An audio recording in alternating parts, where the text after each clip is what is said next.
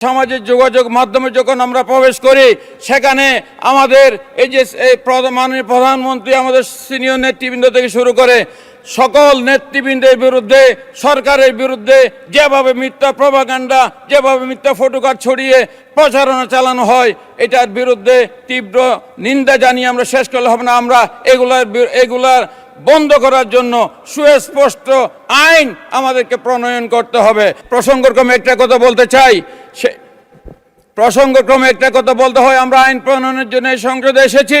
আজকে আমরা সবাই সামাজিক যোগাযোগ মাধ্যম ব্যবহার করি, কিন্তু আজকে সামাজিক যোগাযোগ মাধ্যমে যখন আমরা প্রবেশ করি সেখানে আমাদের এই যে মাননীয় প্রধানমন্ত্রী আমাদের সিনিয়র নেতৃবৃন্দ থেকে শুরু করে সকল নেতৃবৃন্দের বিরুদ্ধে সরকারের বিরুদ্ধে যেভাবে মিথ্যা প্রপাগান্ডা যেভাবে মিথ্যা ফটোকার্ড ছড়িয়ে প্রচারণা চালানো হয় এটার বিরুদ্ধে তীব্র নিন্দা জানিয়ে আমরা শেষ করলে হবে না। আমরা এগুলার বন্ধ করার জন্য সুস্পষ্ট আইন আমাদেরকে প্রণয়ন করতে হবে।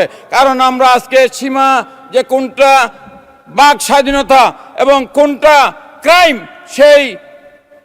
সেই সীমারেখা আমরা ভুলে গিয়েছি। একজন মহিলা গ্রেপ্তার হয়েছিল জামাত ইসলামী মহিলা কর্মী, তার মুক্তির জন্য এখানে আলটিমেটাম দেওয়া হয়েছে, তার মুক্তির জন্য এখানে মানবীয় নেতা তার মুক্তি দাবি করে। ধন্যবাদ মাননীয় সদস্য।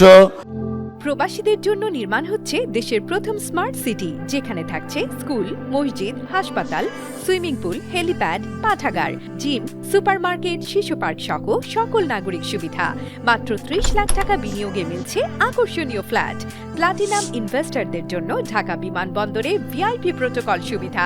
বিস্তারিত জানতে যোগাযোগ করুন স্ক্রিনে দেয়া হোয়াটসঅ্যাপ অথবা ইমো নাম্বারে।